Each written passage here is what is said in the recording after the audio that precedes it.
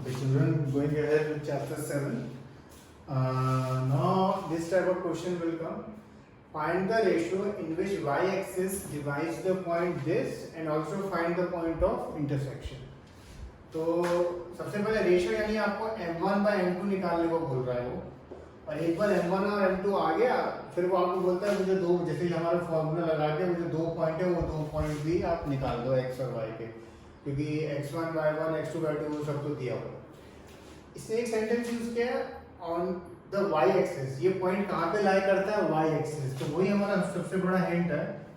जैसे सपोज ये पॉइंट है, ये 0 है, ये 1 है, ये 2, ये सपोज y एक्सिस पे लाई करता है, तो जैसे इस पॉइंट का कोऑर्डिनेट क्या है 0, 2, y का कोऑर्डिनेट 2 एंड x का कोऑर्डिनेट 0। तो जो y एक्सिस पे जो कोऑर्डिनेट होता है उसका x कोऑर्डिनेट क्या होता है 0 होता है। तो इस क्वेश्चन में हमें उसने इनडायरेक्टली एक कोऑर्डिनेट दिया है, एंड अगर हमें एक कोऑर्डिनेट दिया है तो बस वो कोऑर्डिनेट इक्वल लिख के इक्वल टू ये करके हम m1 m2 निकाल सकते हैं बहुत easily. So let the point be 0, y।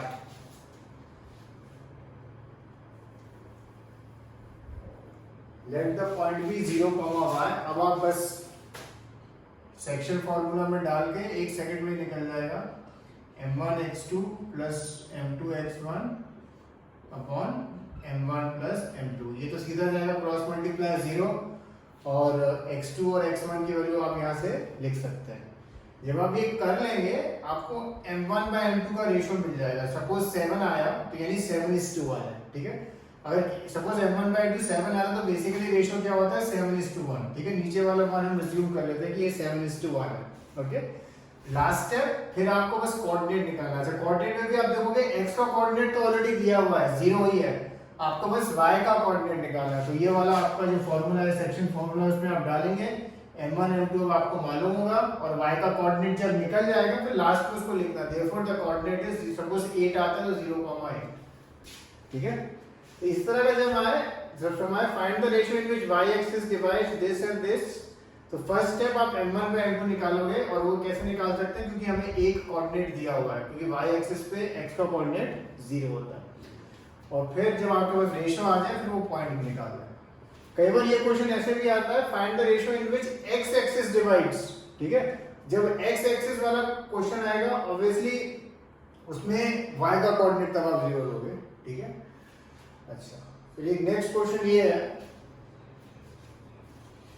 Question है the points a b c and d are the vertices of a parallelogram, find the value of p।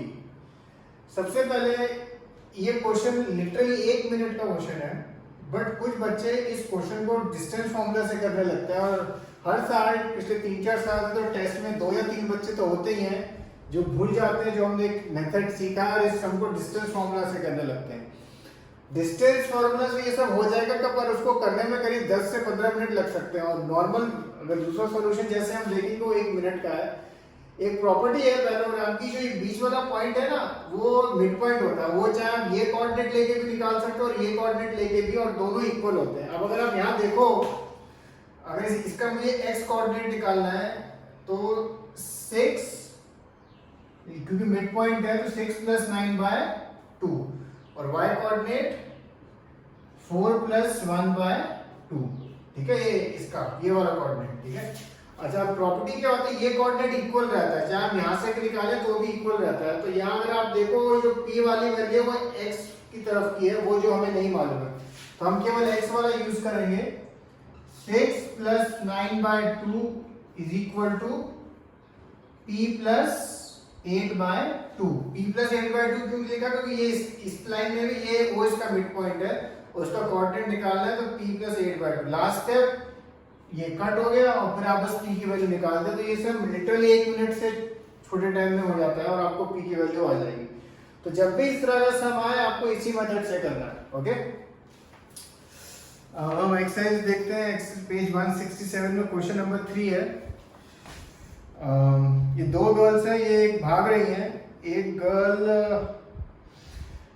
Niharika runs 1/4 of the distance AD on the second line and post a green flag. Preet runs 1/5 of the distance AD. ये total 100 दिया हुआ distance.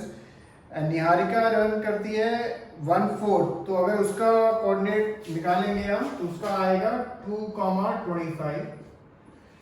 And दूसरी वाली कितना run कर रही है, वो 1/5. तो उसका और वो कौन से पे है, 8 पे है, तो 8,20.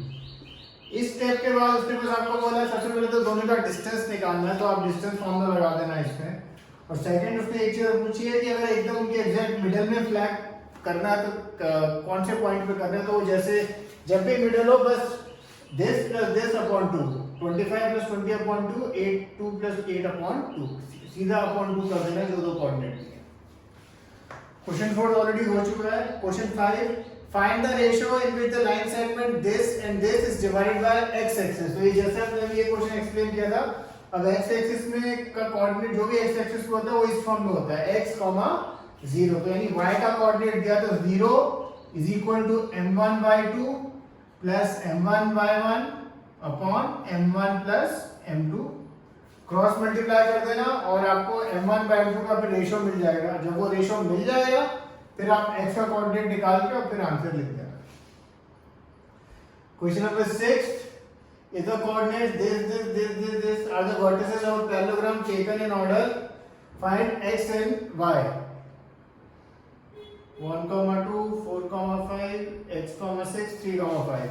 अब अगेन सेम जिस तरह से अभी हमने डिस्कस किया था, जैसे कि ये y वाला है तो ये 5 plus Y upon 2, 5 plus Y upon 2, और ये इसके y से सेम रहेगा. तो वो इसका y कोऑर्डिनेट वाला क्या है, 2 प्लस 6 अपॉन 2. अब इसको आप जब करेंगे तो y मिल जाएगा. सिमिलरली x के लिए भी आप करेंगे, जैसे x का जब इसका निकालेंगे तो 4 plus 3 upon 2 is equal to 1 plus x upon 2. तो डिस्टेंस फॉर्मूला बिल्कुल मत यूज करना, डायरेक्टली ये सम होगा.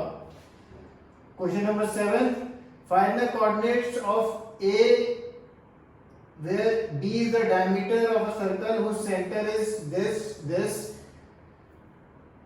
ये सब भी कुछ बच्चे डिस्टेंस फॉर्मूला से करने लगते हैं. अगेन सबसे फास्ट मेथड है, आपको मालूम है ये रेडियस के जो बीच वाला पॉइंट होता है वो मिड पॉइंट होता है. तो बस x plus 1 upon 2 is equal to कौन सा कोऑर्डिनेट, x वाला. Similarly y plus 1, y plus 4 upon 2 is equal to कौन सा कोऑर्डिनेट, y वाला. उसको जब आप सॉल्व करेंगे तो आपको x और y दोनों की वैल्यू मिल जाएगी. कई बार जो सम्स होते हैं उनको करने के 2-3 मेथड होते हैं. Always do the sum with the fastest method, okay, so that अगर कोई और ट्विस्ट वाला सम है एग्जाम में आपको पास उसके लिए फिर टाइम मिल जाएगा. क्वेश्चन नंबर 8, A और B और 2 पॉइंट्स और ये दिए हुए हैं हमें. और find the coordinates of P का ये निकालना कोऑर्डिनेट तुमको. और रेशियो हमें दिया है AP upon AB equal to 3:7. Okay, हमें बेसिकली ये कोऑर्डिनेट दिया है, ये दिया है, ठीक है. अच्छा, यहाँ इसने रेशियो दिया है AP अपॉन AB. हम P तभी निकाल सकते हैं अभी अगर हमारे पास रेशियो है AP अपॉन PB. वो बेसिकली जो भी रेशियो होगा वो तुम्हारा M1/M2 होगा, ठीक है. तो फर्स्ट स्टेप इसमें आपको AP बाय PB रेशियो निकालना है. अब वो कैसे निकालना है वो मैं आपको नहीं बताऊंगा, वो आपको आता है ऑलरेडी, आपने चैप्टर 6 में किया है. +1 -1 या इन्वर्ट करके थोड़ा सा मैनिपुलेट करेंगे, एक या दो स्टेप में ये AP बाय PB के रेशियो में कन्वर्ट हो जाएगा. ये जो AP बाय AB है ये सारा सम बस वही है कि इसको कन्वर्ट करना. You have to convert this into AP by PB. और ये एक बार मैं चाहूंगा आप अपने आप ट्राई करें, इन्वर्ट करके +1 -1 या जो भी करके, ठीक है. और जब वो रेशियो आ जाएगा, सपोज वो रेशियो आता है 7:5, तो ये आपका M1 और M2, और फिर आप बस कोऑर्डिनेट्स पे है तो आपका P डायरेक्ट आ जाएगा.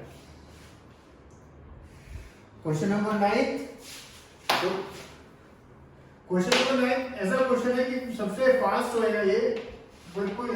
इसमें क्योंकि मिड पॉइंट वाला सम है, ट्राइसेक्शन वाला 3 पार्ट वाला था, ये 4 पार्ट वाला, तो ये तो बहुत ही फास्ट होगा।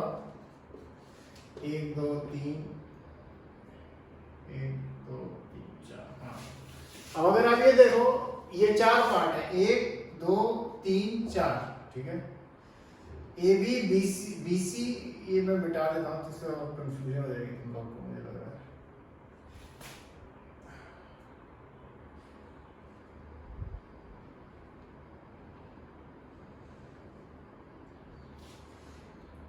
ए बी बी सी डी और डी, ये चारों पार्ट इक्वल है। तो सबसे फास्ट मेथड है, ए आपके पास है, ई आपके पास है, सी डायरेक्टली आ जाएगा, सीधा क्या लगेगा, मिड पॉइंट, जो भी कोऑर्डिनेट है, this plus this upon 2, this plus this upon 2, y का कोऑर्डिनेट और x का कोऑर्डिनेट। लास्ट है जब ये c का कोऑर्डिनेट आ जाएगा, अगेन b इसका क्या है, एग्जैक्ट मिड पॉइंट है, बिकॉज़ ये और ये क्या है, इक्वल है। अगेन सीधा mid point, this x coordinate upon 2, y coordinate upon 2, similarly d coordinate x coordinate upon 2, y coordinate upon 2, सीधा अपॉन 2 2 करके आपका ये आंसर आ जाएगा, क्योंकि ये मिड पॉइंट है। ओके, तो वो एक सेंटेंस लिख देना कि these are the mid points.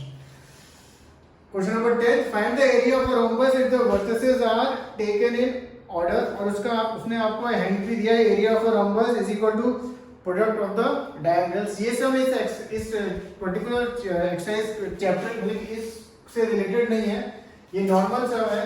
मतलब आपको ये 4 कोऑर्डिनेट दिए हैं, डिस्टेंस फार्मूला से आप इसका वैल्यू निकाल देना, डिस्टेंस फार्मूला से आप इसका वैल्यू निकाल देना, और फिर उसने जैसे बोला half into product of diagonals, normal product कर देना।